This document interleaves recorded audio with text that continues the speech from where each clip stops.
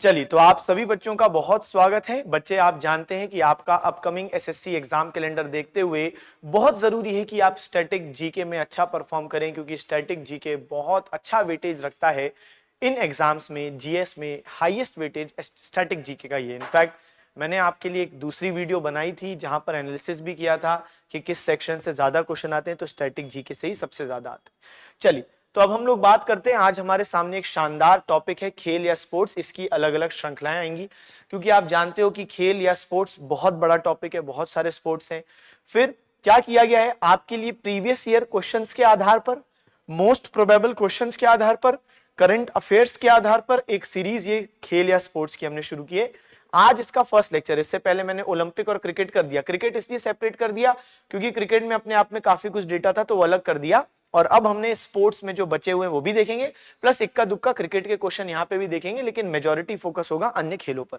चलिए, तो सबसे पहला, लंदन स्थित वेम्बले स्टेडियम किस खेल से संबंधित है? तो वेम्बले स्टेडियम बच्चे किससे संबंधित है? ये यूके का सबसे बड़ा स्टेडियम है फुटबॉल का। 90,000 से ज्यादा लोगों की बैठक क्षमता है।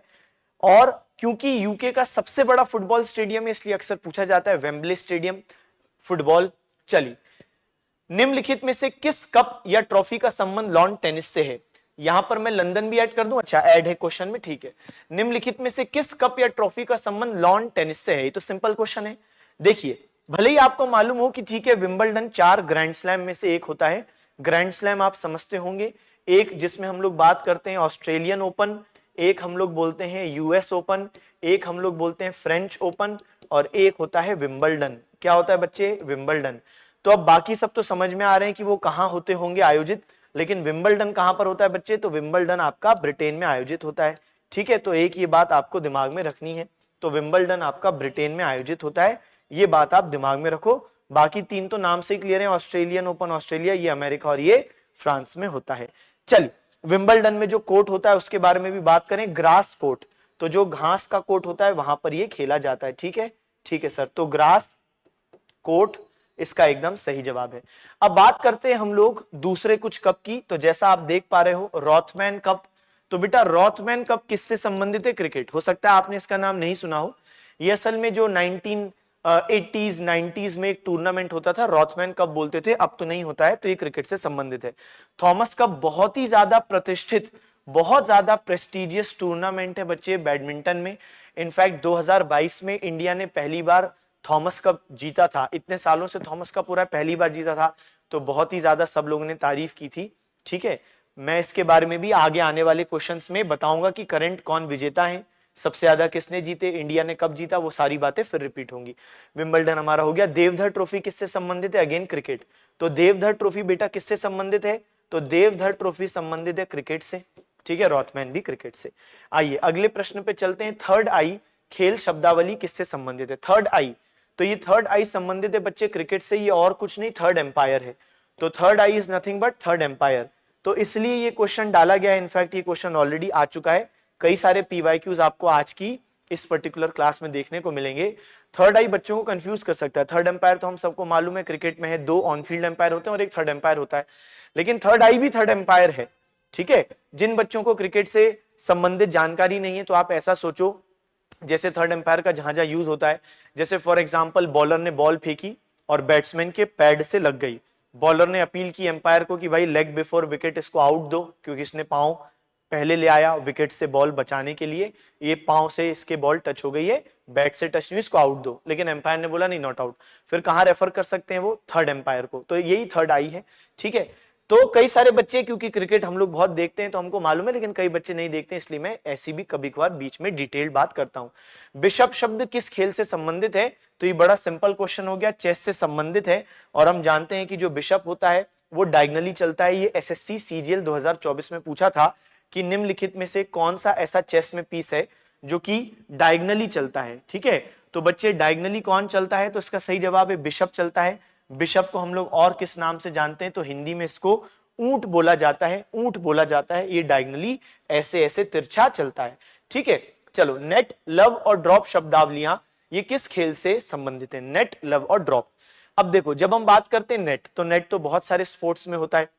नेट क्या होता है कि जैसे भाई मान लो आपके लिए कोर्ट है, कोर्ट के बीच में लगा होगा नेट, यहां पर दो खड़े हैं प्लेयर्स। अब ये तो नेट बहुत जगह होता है, फुटबॉल में भी नेट होता है गोल वाला, ठीक है, बैडमिंटन में भी होता है, हॉकी में ऐसा सच नहीं, लेकिन हाँ टेबल, हाँ हॉकी में हम वहां कह सकते हैं कि जो गोल पोस्ट वाला नेट है वो हो सकता है।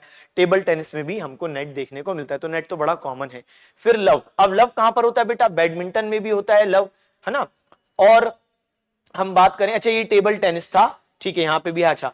तो अब हम बात करें बैडमिंटन की, तो लव क्या होता है, लव मतलब होता है 0 पॉइंट। जैसे मान लो कि किसी ने स्कोर किया, जैसे मैं शटल कॉक मैंने मारी, सामने वाला जो बंदा था उससे मिस हो गई, तो मुझे पॉइंट मिला 1 और सामने वाले को मिला 0, तो उसके लिए बोलेंगे 1 लव। तो लव 0 को कहने का एक तरीका है 1 लव। टेनिस में भी इसका इस्तेमाल होता है। टेनिस में भी जैसे एक प्लेयर ने पॉइंट स्कोर किया तो वहां पे एक पॉइंट नहीं मिलता है, पहला पॉइंट को बोलते हैं 15 और सामने वाले को क्या बोलते हैं, लव। तो कि भाई उसने अगर उसका 0 है तो 15 लव, ठीक है, तो इसको हम लोग कहते हैं 0 को लव। चलिए, तो कुल मिला के नेट और लव ये दोनों बैडमिंटन में तो होते ही हैं।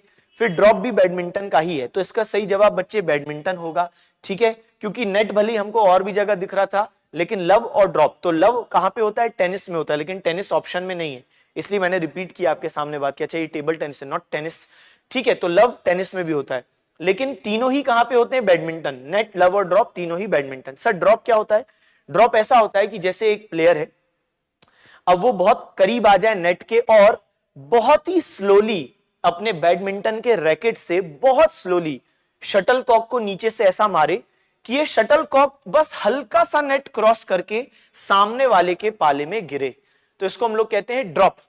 तो ये बहुत टफ हो जाता है सामने वाले के लिए, क्योंकि आप सोचो इसने बहुत हल्के से बस ऐसा फ्लिक कर दिया, तो क्या होगा कि जो सामने वाला दूर खड़ा है वो जब तक भाग के आएगा तब तक ये जमीन पे लैंड कर जाएगी शटल कॉक। तो इस शॉट को हम बोलते हैं ड्रॉप। जैसे क्रिकेट में बहुत सारे शॉट होते हैं ना, हुक, पुल, स्ट्रेट ड्राइव, वैसे ही यहाँ पे बैडमिंटन में एक ये शॉट होता है ड्रॉप, ठीक है, तो इस पर बिल्कुल फोकस करेंगे बेटा। ये जो टर्मिनोलॉजी वाले होते हैं ना ये बहुत इंपॉर्टेंट है। जैसे एसएससी सीजीएल 2024 में उसने पूछा था कासलिंग, ये शब्द किस स्पोर्ट से संबंधित है, तो बेटा कासलिंग किससे संबंधित होता है, चेस से। तो मैं आपको बताना चाह रहा हूं कि ऐसे टर्मिनोलॉजी वाले क्वेश्चन आते हैं, इनको हल्के में ना लें। भारत का सबसे पुराना हॉकी टूर्नामेंट कौन सा है, सबसे पुराना हॉकी टूर्नामेंट है बेटन कप, 1895, ठीक है। तो बच्चे जो बेटन कप है ये 1895 का कप है, ठीक है, इसको बंगाल हॉकी आयोजित करता है। कौन आयोजित करता है, बंगाल हॉकी इसको आयोजित करता है, नाम है क्या, बेटन कप। तो आज मैं आपको ओल्डेस्ट फुटबॉल टूर्नामेंट भी बताऊंगा और आज मैं आपको ओल्डेस्ट हॉकी टूर्नामेंट भी बता दिया।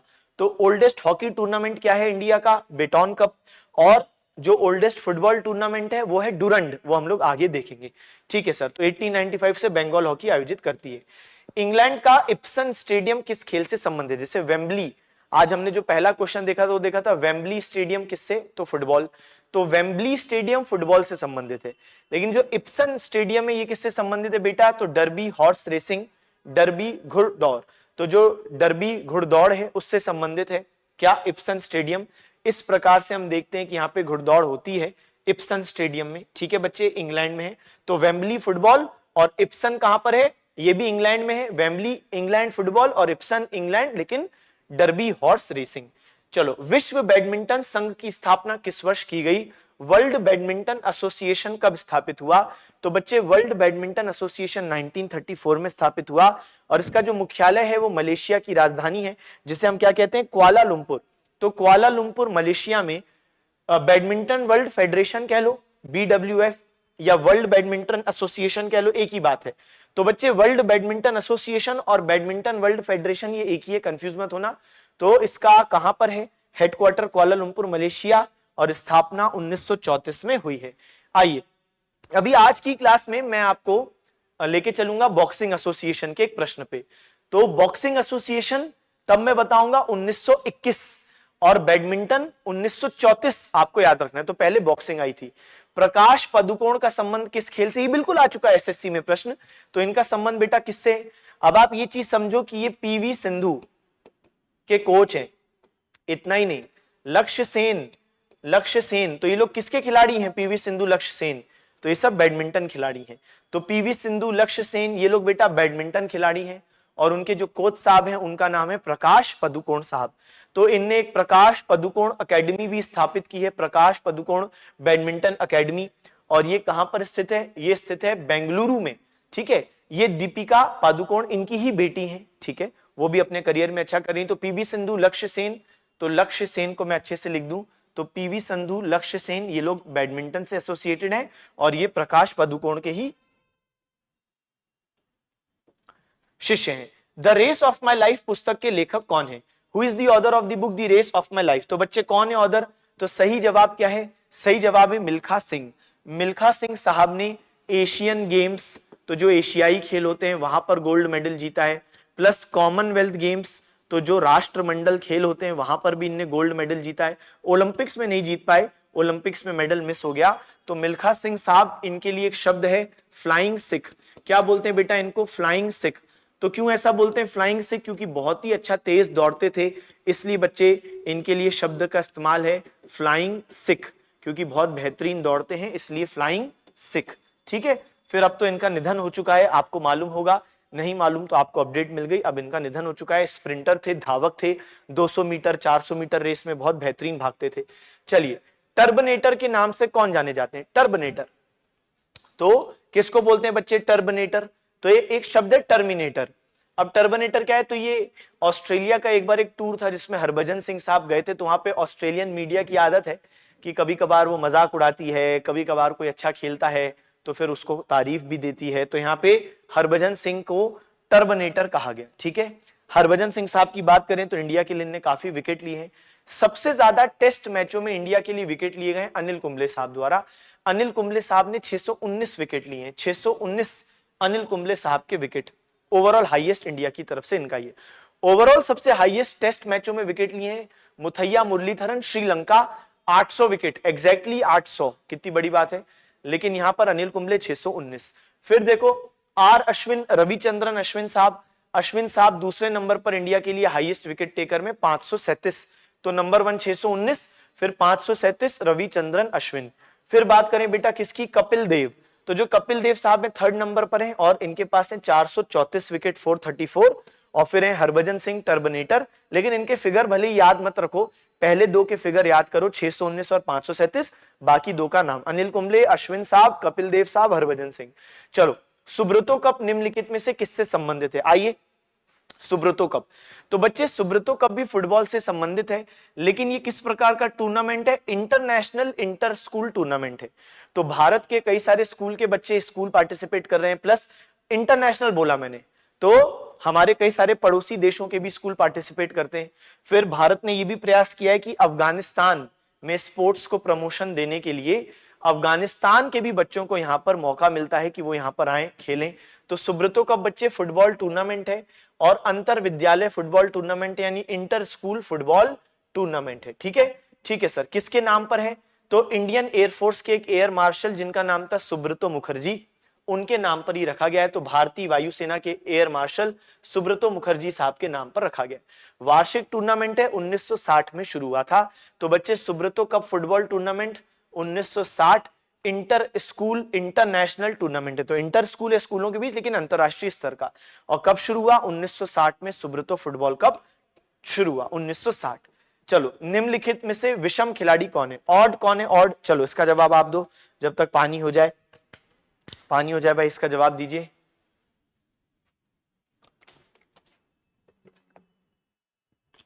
हाँ, तो इनमें से विषम खिलाड़ी कौन है बेटा? ऑड प्लेयर कौन है? सचिन तेंदुलकर, सुनील गावस्कर, नारायण कार्तिकेयन, विजय हजारे। नारायण कार्तिकेयन ऑड प्लेयर क्यों है? क्योंकि बाकी तीन क्रिकेट से संबंधित है। ये इंडिया के पहले बच्चे F1 ड्राइवर माने जाते हैं। F1 मतलब फॉर्मूला 1। तो जो फॉर्मूला 1 रेसिंग होती है उसमें इंडिया को रिप्रेजेंट किया इनने बहुत सालों तक, मतलब जब हम छोटे थे तब इनके बारे में पढ़ते थे, 2005 से 12 तक इनने रिप्रेजेंट किया। तो इंडिया के लिए F1 ड्राइवर पहले इंडिया से। अच्छा, बाकी तीनों की बात करें तो तेंदुलकर साहब और सुनील गावस्कर साहब को तो आप जानते ही हो। सुनील गावस्कर साहब की एक फेमस ऑटोबायोग्राफी एग्जाम में आती है, क्या? सनी डेज। क्या बोलते हैं? सनी डेज। तो सुनील गावस्कर साहब की बायोग्राफी है। विजय हजारे साहब के बारे में बात करें तो ये ना एक क्रिकेटर हैं और इनने जो इंडिया का पहला पोस्ट इंडिपेंडेंस सीरीज हुआ था मतलब आजादी के बाद जो पहली सीरीज हुई थी 1947-48, उसमें टीम ऑस्ट्रेलिया गई थी, वहां पर इनने एक मैच में 2 सेंचुरी लगाई थी अलग अलग इनिंग में। कितनी बड़ी बात 1947-48 में। हालांकि ये सीरीज इंडिया हार गया था, मगर फिर भी जो इनका प्रयास रहा वो बहुत जबरदस्त रहा। तो ऑस्ट्रेलिया की सीरीज में इनने 100 लगाई थी 2 अलग अलग इनिंग्स में, इसलिए इनको याद किया जाता है। चलिए आगे बढ़ते हैं। अगला, स्पेन का राष्ट्रीय खेल कौन सा है? तो जिस तरीके से आप सुनते हो तमिलनाडु में जल्लीकट्टू, और उस पर सुप्रीम कोर्ट का रुख क्या है? सुप्रीम कोर्ट ऑलरेडी जल्लीकट्टू पर बैन लगा चुका है, लेकिन फिर तमिलनाडु में अलग अलग प्रोटेस्ट होने लगे कि नहीं हमारी परंपरा है, तब फिर केंद्र सरकार ने नोटिफिकेशन जारी किया था कि ठीक है कंटिन्यू रहने दो। उसी प्रकार स्पेन में भी बेटा जो नेशनल गेम है उसका नाम है बुल फाइटिंग, और कई सारे जो एनिमल एक्टिविस्ट हैं, जो ऑर्गेनाइजेशन हैं, वो कहते हैं ये गलत है कि भाई ये यहाँ पे बुल को नुकसान हो रहा है, खून निकल रहा है, मारा जाएगा, तो ये बंद होना चाहिए। लेकिन ऑब्वियस सी बात है कई लोग यहाँ पे खड़े हो जाते हैं कि नहीं नहीं हमारी परंपरा है पुरानी, कोई दिक्कत नहीं है। तो कुल मिला के बुल फाइटिंग स्पेन का है। अगला देखिए, आइस हॉकी का खेल परिसर क्या कहलाता है? अब देखो, जब कोई प्लेग्राउंड का नाम बड़ा आम सा है वहां पे प्रश्न नहीं आता, लेकिन अगर कोई स्पेशल नेम है, कुछ यूनिक सा नाम है जहां पर बच्चों को नॉलेज की कमी हो सकती है, तो वो क्वेश्चन आ सकता है। जैसे ये क्वेश्चन ऑलरेडी एसएससी में पूछ लिया कि आइस हॉकी का खेल परिसर क्या कहलाता है? Playground for ice hockey is called, इसको हम लोग कहते हैं बेटा रिंक। क्या बोलते हैं? रिंक। तो आइस हॉकी का जो प्लेग्राउंड है उसको रिंक कहते हैं। मैराथन दौड़ में कितनी दूरी तक दौड़ना होता है? बहुत ज्यादा रिपीटेड क्वेश्चन एसएससी का।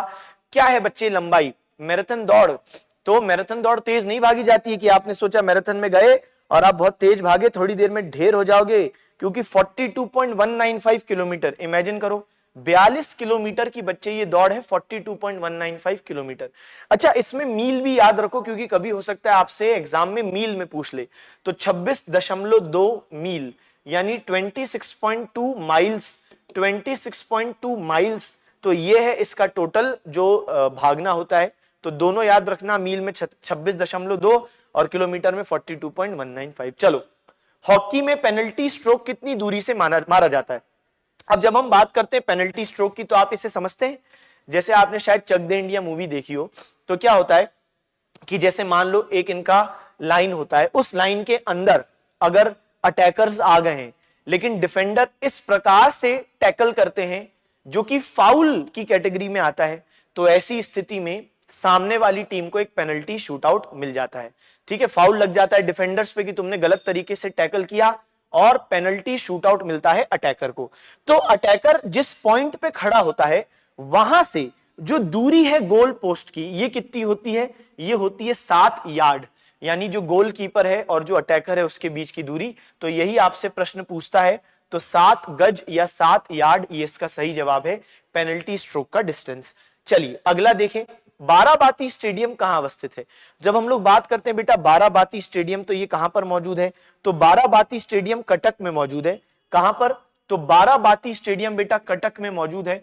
और कटक खुद कहां पर है? तो कटक उड़ीसा में है, यहीं पर है बाराबाती स्टेडियम। बहुत बढ़िया। अभी जो बाराबाती स्टेडियम है बच्चे, किस चीज का स्टेडियम है? तो बाराबाती स्टेडियम क्रिकेट का स्टेडियम है। बेहतरीन। तो बाराबाती स्टेडियम कटक में है और ये क्रिकेट का स्टेडियम है उड़ीसा में। चलो आओ, बैडमिंटन किस देश का राष्ट्रीय खेल है? National game of which country? अब ये अच्छा प्रश्न है। क्यों? क्योंकि देखो, कई बार कई देश राष्ट्रीय खेल रखते हैं, लेकिन फिर उस राष्ट्रीय खेल में अच्छा प्रदर्शन नहीं करते। खैर, हमारा तो कोई राष्ट्रीय खेल है नहीं, इंडिया का कोई भी नेशनल गेम नहीं है, ना क्रिकेट है, ना हॉकी है, ना कबड्डी है। कई लोगों को लगता है कि कबड्डी होगा, क्रिकेट होगा, लेकिन ऐसा नहीं है। तो एक बार ना एक व्यक्ति ने आरटीआई फाइल की थी, मतलब ministry of sports youth affairs के पास। तो फिर वो रिस्पांस आता है कि भाई हमारा कोई नेशनल गेम इसलिए नहीं है क्योंकि हम सभी खेलों को समान संरक्षण देना चाहते हैं। हालांकि इस बात का कोई ज्यादा लॉजिक नहीं है, क्योंकि आप ये सोचो कि ऐसे तो फिर आपका कोई नेशनल एनिमल भी नहीं होना चाहिए, क्योंकि जब आप कहते हो नेशनल एनिमल टाइगर है, तो उसका क्या मतलब है कि बाकी एनिमल्स आपके लिए इक्वल नहीं है? आप कहते हो राष्ट्रीय पक्षी मोर है, तो फिर क्या बाकी आपके लिए सही नहीं, इक्वल नहीं है? तो इसका तो कोई लॉजिक ही नहीं है ना? लेकिन ठीक है, उन्होंने ऐसा कह दिया। तो national game of which country? तो बैडमिंटन बच्चे इंडोनेशिया का राष्ट्रीय खेल है और बहुत ही बेहतरीन इंडोनेशिया का प्रदर्शन होता है। अब मैं आपको थॉमस कप के बारे में बताता हूं। बेटा थॉमस कप बैडमिंटन का बड़ा ही प्रतिष्ठित कप है, और इसमें हम देखते हैं कि सर्वाधिक टाइटल देखो किसको मिले, इंडोनेशिया। तो यही होना चाहिए राष्ट्रीय खेल, इसमें आप बहुत बेहतरीन प्रदर्शन करो। ऐसा नहीं है कि इसमें आप हार नहीं सकते, बिल्कुल हार सकते हो, लेकिन एटलीस्ट इतना तो करो कि आपका नाम अंतरराष्ट्रीय स्टेज पे हो कि हाँ यार ये लोग अच्छा खेलते हैं। अब मैं आपको क्या दिखाता हूं कि भले ही इंडोनेशिया के पास मोस्ट टाइटल्स हैं, लेकिन मोस्ट रिसेंट टाइटल किसके पास गया, चाइना के पास। चलो ये बात समझते हैं। तो 2020 में इंडोनेशिया ने जीता, फिर 2022 में इंडिया ने जीता, जो मैं आपको बता रहा था। इंडिया ने आज तक एक ही बार थॉमस कप जीता है, 2022 में बहुत शोरगुल हुआ था, बहुत अच्छा नाम हुआ था। और फिर 2024 में चाइना ने जीत लिया। तो अभी आपके लिए करंट अफेयर्स के रेफरेंस में भी इंपॉर्टेंट है कि 2024 थॉमस कप किसने जीता है बच्चे, चाइना ने जीता है। तो ये दिमाग में रखना, ठीक है। चलिए अगला देखो, आओ। कुत्तों की दौड़ के लिए प्रसिद्ध व्हाइट सिटी स्टेडियम कहां स्थित है। तो यहां पर हम देखते हैं कि बच्चा क्या होता है कि कुत्तों की दौड़ होती है और स्टेडियम कौन सा है, व्हाइट सिटी स्टेडियम। ये कहां पर है, अगेन इंग्लैंड। यानी आज हमारी क्लास में कितने सारे इंग्लैंड के स्टेडियम आ गए, वेम्बले स्टेडियम फुटबॉल इंग्लैंड हो गया, Ibsen stadium derby horse racing England हो गया, और अब व्हाइट सिटी स्टेडियम हो गया बच्चे, अगेन इंग्लैंड। लेकिन ये किसकी रेस हो रही है यहाँ पे, कुत्तों की। तो वेम्बले तो फुटबॉल है, इंसानों का है, ठीक है। और उसके बाद हमने डर्बी हॉर्स रेसिंग इप्सन बोला, घोड़ों की दौड़। और फिर जो व्हाइट सिटी स्टेडियम है, नाम देखो क्या है, व्हाइट सिटी स्टेडियम, और ये इंग्लैंड में है, डॉग रेसिंग के लिए प्रसिद्ध है। डुरंड कप किस खेल से संबंधित है बच्चे, ये आपका एसएससी सीजीएल में भी पूछा जा चुका है, और मैं आपको इसका सीजीएल 2024 का भी प्रश्न दिखाऊंगा। एक प्रश्न आया था, मैं वो भी दिखाता हूं, वो थोड़ा सा अलग था।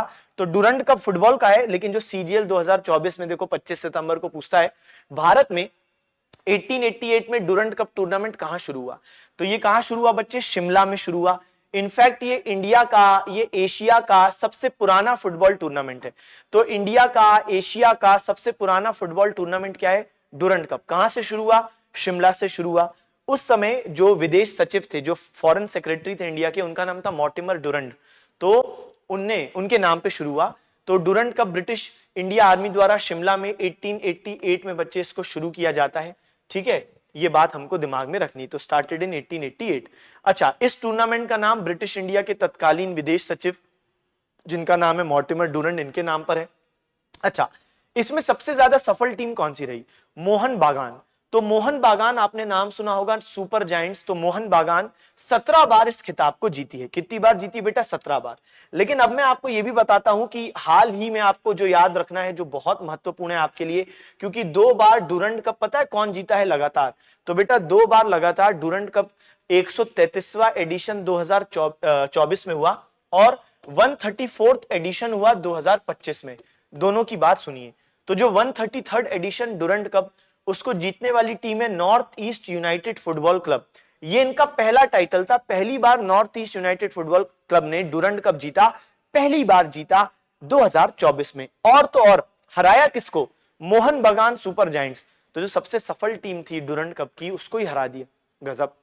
अच्छा, फिर इस साल हाल ही में अभी ये फिर हुआ है, तो ये भी आपके लिए करंट में एक डेटा हो जाएगा। 134वां एडिशन जो 2025 में हुआ, अगेन बेटा किसने जीता, नॉर्थ ईस्ट। तो north east united football club, इनने फिर से जीता। लेकिन इस बार इनने किसको हराया, एक डायमंड फुटबॉल क्लब करके है, उसको हराया है। तो कुल मिला के आपको तो ये दिमाग में रखना है कि लगातार 2 बार इनने जीत लिया। पिछले साल पहली बार जीता था, और फिर तो दूसरी बार भी जीत लिया। चलो आओ, वेलिंगटन ट्रॉफी किस खेल से संबंधित है, वेलिंगटन ट्रॉफी, वेलिंगटन ट्रॉफी किससे संबंधित है।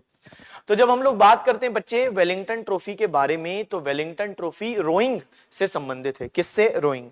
तो रोइंग मतलब वो रोइंग नहीं है कि रोना है, नहीं। यहां पर देखो वेलिंगटन ट्रॉफी के बारे में देखिए। तो बच्चे वेलिंगटन ट्रॉफी किससे संबंधित है, वेलिंगटन ट्रॉफी रोइंग से संबंधित है। तो यहां पर हम क्या देख रहे हैं भाई, साफ है कि रोइंग एक वाटर स्पोर्ट है, ठीक है। अच्छा, इसको कौन ऑर्गेनाइज करवाता है वेलिंगटन ट्रॉफी को, ये इंडिया में हम देखते हैं कि जो कैलकाटा रोइंग क्लब है, तो कैलकाटा रोइंग क्लब, तो कैलकाटा रोइंग क्लब 1943 से इसको आयोजित कर रही है। तो कैलकाटा रोइंग क्लब 1943 से इसको आयोजित कर रही है। ये फैक्ट याद रहे तो अच्छा, नहीं तो कोई बात नहीं। ओल्डेस्ट हॉकी टूर्नामेंट कौन सा है, बेटन। ओल्डेस्ट फुटबॉल टूर्नामेंट कौन सा है, डुरंड। और अब मैं आपको एक रोइंग टूर्नामेंट के बारे में बता रहा हूं जो काफी पुराना है, वेलिंगटन ट्रॉफी। चलो आगे बढ़े, यस सर। अब देखो, सिलेक्शन पोस्ट 2023 में पूछता है, प्रसिद्ध टेनिस खिलाड़ी रॉजर फेडरर का संबंध किस देश से, बड़े फेमस है, अब तो रिटायरमेंट हो गया। तो रॉजर फेडरर बच्चे किस देश से हैं, स्विट्जरलैंड। मतलब one of the highly decorated tennis players है, बहुत नाम है इनका। तो रॉजर फेडरर बच्चे किस देश से संबंधित हैं? ये स्विट्जरलैंड से संबंधित है। साइकिलिंग का खेल परिसर क्या होता है बताओ? जो साइकिलिंग है उसका जो खेल परिसर, जैसे आइस हॉकी के लिए हमने बोला रिंक, आइस हॉकी का जो जो जहां पे वो प्लेग्राउंड है उसको हम कह रहे हैं रिंक, वैसे ही यहां पर देखो क्या बोलता है, साइकिलिंग का परिसर क्या है? वेलोड्रोम। तो साइकिलिंग का बच्चे जो परिसर होता है उसको हम क्या बोलते हैं? साइकिलिंग का परिसर, इसको हम लोग बोलते हैं वेलोड्रोम। तो साइकिलिंग का परिसर वेलोड्रोम। बेसबॉल में प्रत्येक पक्ष में खिलाड़ियों की संख्या कितनी होती है? ये भले ही सीएचएसएल में काफी साल पहले पूछा गया, मगर ये नंबर ऑफ प्लेयर्स बहुत इंपॉर्टेंट होता है कि कबड्डी में कितने प्लेयर्स होते हैं, ये ऑलरेडी सीजीएल 2024 में पूछा। तो बेटा सीजीएल 2024 में क्या पूछता है? कबड्डी में नंबर ऑफ प्लेयर्स बता दो। तो कबड्डी में एक टीम में कितने लोग खेलते हैं एक टाइम पर? तो 7 प्लेयर खेलते हैं, ठीक है, जो फील्ड पे हैं तो 7 प्लेयर खेलते हैं। और अगर हम बेसबॉल की बात करें तो बेसबॉल में 9। सीजीएल 2024 में कबड्डी का पूछा था 7 और बेसबॉल का बेटा क्या हो गया? 9। और खो खो, खो खो में देखो तो खो खो में भी 9। तो बेसबॉल और खो खो दोनों में 9-9 प्लेयर्स खेलते हैं, ठीक है। चलिए, मारिया शेरापोवा किस देश की महिला टेनिस खिलाड़ी हैं? चलो इसका जवाब देने का प्रयत्न करो, हो जाए पानी।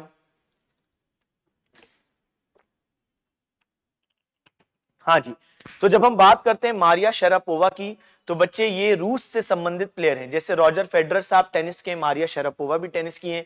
रॉजर फेडरर साहब कहाँ के हैं? स्विट्जरलैंड के हैं। और मारिया शेरापोवा जी रूस से हैं। तो इनका भी रिटायरमेंट हो चुका है। बहुत ही अपने समय की फेमस प्लेयर रही रशिया की मारिया शेरापोवा। विश्व मुक्केबाजी संघ की स्थापना किस वर्ष हुई? अब देखो, मैंने तुम्हें आज भी बताया था कि बैडमिंटन वर्ल्ड फेडरेशन, BWF या वर्ल्ड बैडमिंटन एसोसिएशन कह लो, तो जो बैडमिंटन का संघ है उसकी स्थापना कब हुई बेटा? मैंने तुम्हें क्या बताया? 1934। और मैंने तुम्हें तभी ये बात बोली थी कि वर्ल्ड बॉक्सिंग एसोसिएशन की स्थापना 1921। तो वर्ल्ड बॉक्सिंग एसोसिएशन WBA 1921 और बैडमिंटन एसोसिएशन 1934। आइए, पोल वॉल्ट का बादशाह किसे कहा जाता है? अरे बहुत बेहतरीन क्वेश्चन है ये। पोल वॉल्ट का बादशाह, पोल वॉल्ट समझते हो आप? पहले तो हम बात करते हैं पोल वॉल्ट क्या है। तो इसमें जैसे कि ये पोल लेके व्यक्ति दौड़ता है, फिर अब व्यक्ति दौड़ते दौड़ते पोल को नीचे रखता है, तो ऑब्वियस सी बात है अब क्योंकि उसने इतनी एनर्जी गेन कर ली भाग के, तो अब अचानक ही वो पोल को गड़ा रहा है, तो वो एनर्जी कैसे ट्रांसफर होगी? तो जो व्यक्ति पोल को पकड़ा हुआ है, जैसे ही उसने अचानक भागते हुए गाड़ा, तो अब फिर वो आगे की तरफ फेंकाता है। और जब वो व्यक्ति आगे की तरफ जाता है तो फिर वो जितनी हाइट क्रॉस करता है उतना उसका रिकॉर्ड बनता है। तो अब सर्जी बुबका, ये जो आप देख रहे हैं भाई, इनको हम लोग क्या बोलते हैं? King of pole vault. मतलब इनने ना अपने जीवन में 35 वर्ल्ड रिकॉर्ड तोड़े, क्योंकि ये खुद के ही वर्ल्ड रिकॉर्ड तोड़ते थे। तो जब भी कोई इवेंट होता था, तो जैसे इनका कोई पुराना मार्क सेट है, अगली बार ये उससे भी ऊंचा करते थे, फिर उससे भी ऊंचा करते थे, फिर उससे भी ऊंचा करते थे। इमेजिन करो 35 वर्ल्ड रिकॉर्ड तोड़े। अच्छा, 10 साल तक इनके कोई आसपास भी नहीं था, यही लीड करते थे। लेकिन एक फ्रांस का बंदा था, उस फ्रांस के व्यक्ति ने इनका रिकॉर्ड उस टूर्नामेंट में तोड़ दिया जिसमें ये खुद भी पार्टिसिपेट कर रहे थे। उसने 5.91 मीटर का हाइट कवर किया और उस टूर्नामेंट में ये भी थे, इनने 3 मिनट बाद 5.94 मीटर का हाइट क्रॉस करके उस बेचारे की जो थोड़ी बहुत छोटी सी खुशी थी उसको खत्म कर दिया। क्योंकि पूरी दुनिया हैरान थी कि लो सर्जी बुक्का का रिकॉर्ड 10 सालों से कोई नहीं तोड़ पाया, और आज इस टूर्नामेंट में सर्जी बुक्का खुद भी पार्टिसिपेट कर रहे हैं और उनका रिकॉर्ड तोड़ दिया। तो इनने बोला कि ले 5.91 उसने किया था आदमी ने, और इनने उसको भी क्रॉस करके 5.94 उसी टूर्नामेंट में कर दिया। मात्र 3 मिनट के लिए उस बंदे के पास वर्ल्ड रिकॉर्ड रहा, फिर इनके पास चला गया 5.94। खैर, अभी क्या रिकॉर्ड चल रहा है? तो भाई अभी क्या रिकॉर्ड चल रहा है? तो ये है छाए हुए, और ये आपके करंट अफेयर्स के लिए भी बहुत इंपॉर्टेंट है, मैं बताता हूं क्यों। इनका नाम है अरमांड डुप्लांटिस। अभी जो अरमांड डुप्लांटिस साहब हैं, तो बच्चे इनने क्या एक वर्ल्ड रिकॉर्ड बनाया। क्या किया? इनने एक वर्ल्ड रिकॉर्ड बनाया, सुनो। तो अरमांड मोंडो डुप्लांटिस ने 10वीं बार विश्व रिकॉर्ड तोड़ा। उन्होंने इस महीने की शुरुआत में पेरिस में अपना ओलंपिक स्वर्ण पदक बरकरार रखते हुए 6.25 मीटर की दूरी तय की। तो पेरिस ओलंपिक में बच्चे ये गोल्ड मेडल लाए 6.25 मीटर। तो मैंने आपको कहा कि आपके लिए आज भी बहुत जरूरी है, क्योंकि पेरिस ओलंपिक 2024 में हुआ, और आप जानते हो कि पेरिस ओलंपिक्स आपके अपकमिंग 2025-26 एग्जाम तक इंपॉर्टेंट है। तो 24 में इनने, सुनना इनका एक और कारनामा बता रहा हूं, 2024 में तो इनने गोल्ड मेडल जीता, कितना रिकॉर्ड बनाया बेटा, 6.25 मीटर, ठीक है। तो 6.25 मीटर अरमान डुप्लेंटिस, ये जो आपको स्क्रीनशॉट दिख रहा है, जो इमेज दिख रही है, ये पेरिस ओलंपिक्स की है। अब सुनना फिर क्या किया, कमाल देखो, फिर इन्होंने 6.26 मीटर का नया विश्व रिकॉर्ड बना दिया। उसके कुछ ही समय बाद अगली एक लीग हुई थी जिसका नाम है सिलेसिया डायमंड लीग, उसमें इनने 6.26 कर दिया। तो यहां देखो, ये 6.25 का रिकॉर्ड बनाया था, ये 6.26 का बना दिया। कुल मिला के मैं ये बताना चाह रहा हूं कि बेटा आपसे कोई पूछे कि पोल वॉल्ट के किंग किसको बोलते हैं, सर्जी बुक्का, लेकिन अब जो बिल्कुल उभरता सितारा है जिनके ऊपर अभी कोई नहीं है पोल वॉल्ट में, उनका नाम है अरमान डुप्लेंटिस। इनने पेरिस 2024 में 6.25 मीटर किया और फिर अगली एक लीग थी ओलंपिक्स खत्म होने के बाद, उसमें 6.26। तो करेंटली वर्ल्ड रिकॉर्ड 6.26 मीटर की हाइट का इनके पास है, देखें कौन तोड़ता है। चलो अब देखो आज का होमवर्क क्या है बच्चे, तो जब ये वीडियो खत्म हो जाए तब इसका होमवर्क देना। मैंने ओलंपिक्स की वीडियो डाल दी है, अगर आपने नहीं देखी तो जरूर देखो, क्योंकि ऐसी चीजें आपको ओलंपिक्स की वीडियो देखने के बाद बनती हैं। वो वीडियो आपके पास अवेलेबल है, वीडियो देखिए। प्रथम पैरालंपिक खेल कहां आयोजित किए गए थे, where were the first Paralympic games held, Tokyo, Sydney, Rome, Beijing. तो भाई पहली बार पैरालंपिक गेम्स कब आयोजित किए गए, टोक्यो में, सिडनी में, रोम में या बीजिंग में, मुझे नहीं पता, मतलब पता है लेकिन मैं बताऊंगा नहीं क्योंकि आपको मैंने ओलंपिक वाली वीडियो में पढ़ा दिया। इसका जवाब दीजिएगा। चलो आगे बढ़े। हाँ तो अब हम लोग अपनी इस क्लास को खत्म करते हैं, मुझे आशा है आपको अच्छा लगा होगा। तो पढ़ते रहें, सिलेक्शन लें, अपने माता पिता का नाम रोशन करें। Okay bye bye, thank you, tata, see you again. Sports की हम लोग और वीडियोस इस तरीके से लाएंगे, आज पार्ट 1 था। Okay bye.